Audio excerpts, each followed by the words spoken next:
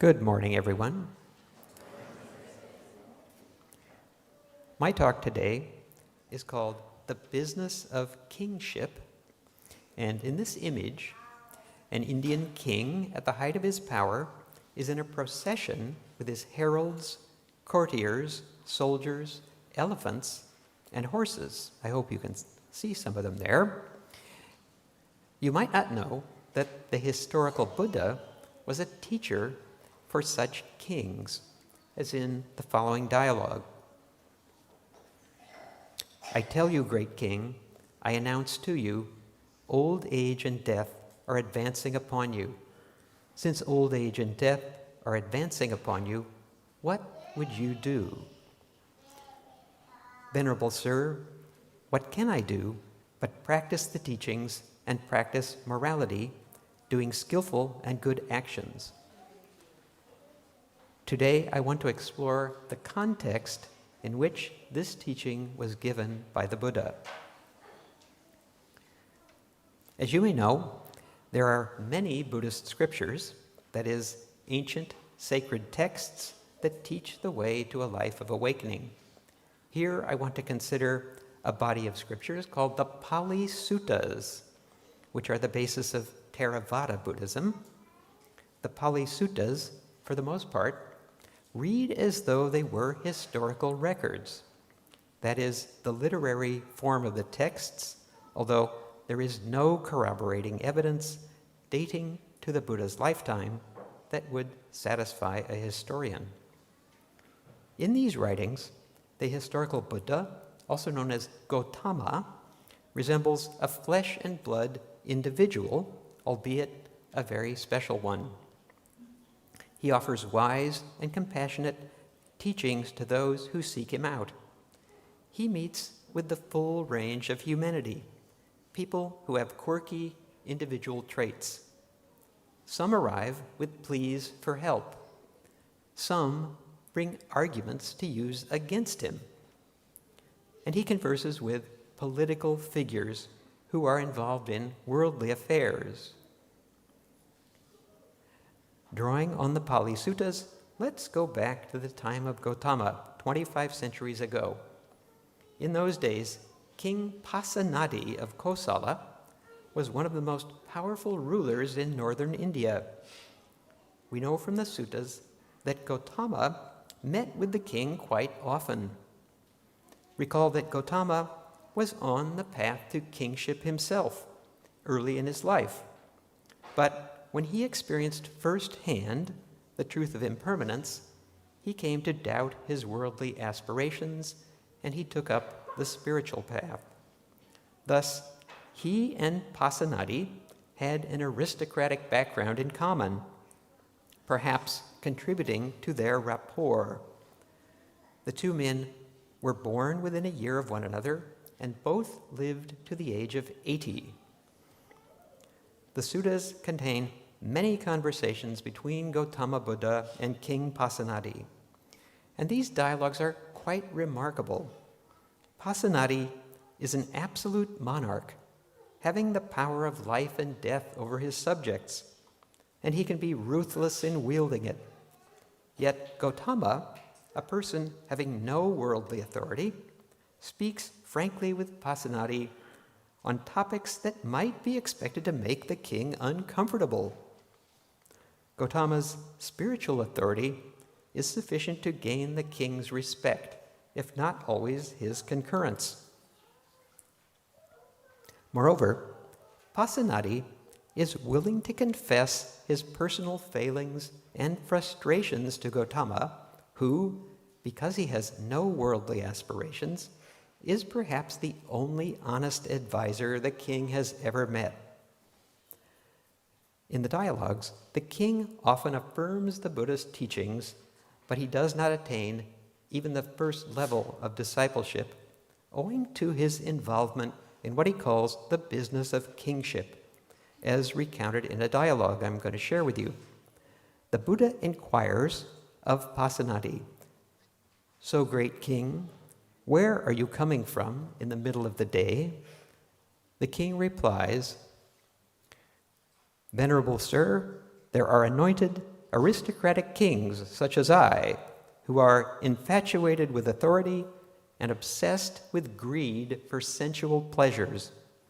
They have attained stability in their country, occupying a vast, conquered territory.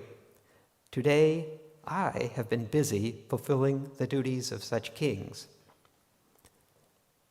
Here Pasenadi candidly tells Gautama that he is infatuated with authority and obsessed with greed for sensual pleasures, quite an admission from a monarch who spends his days surrounded by a crowd of flatterers. On another occasion, the king makes a similar confession. He says, "Just now, venerable sir, as I was in private retreat, this thought came to mind.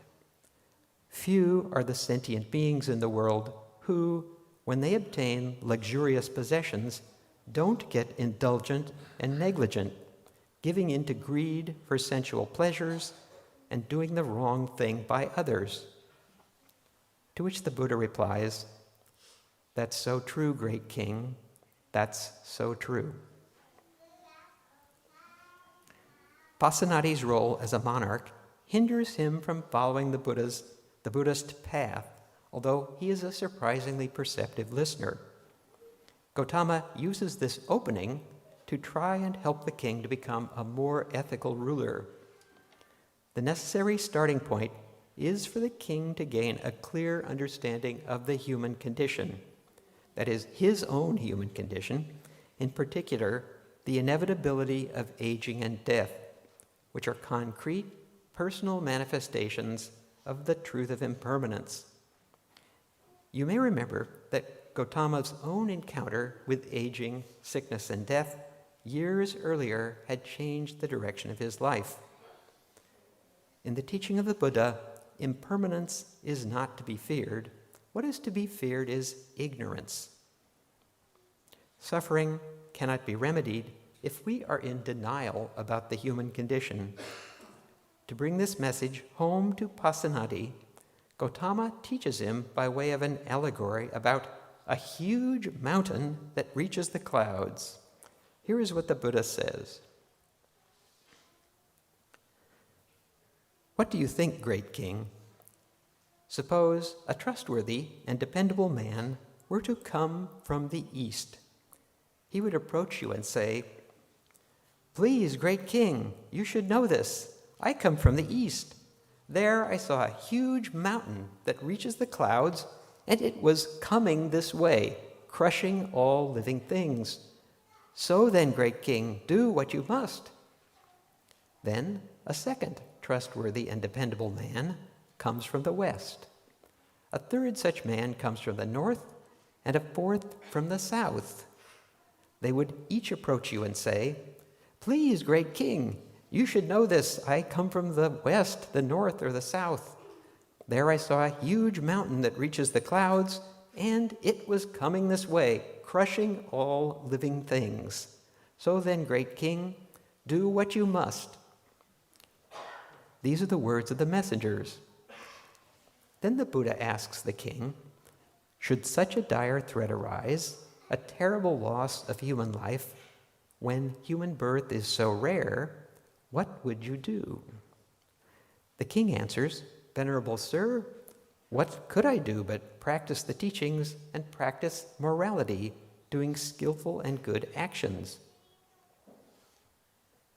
The Buddha continues, 'I tell you, great king, I announce to you, old age and death are advancing upon you.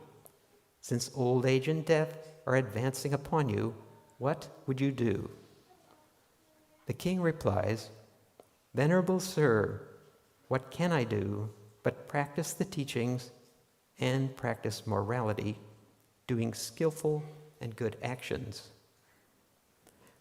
Then Pasenadi is led to consider what a king and his courtiers can and cannot do. He says this, 'Venerable sir, there are anointed aristocratic kings such as I, who are infatuated with authority, obsessed with greed for sensual pleasures. They have attained stability in their country, occupying a vast conquered territory. Such kings engage in battles of elephants, cavalry, chariots, or infantry. But there is no place, no scope for such warfare when old age and death are advancing.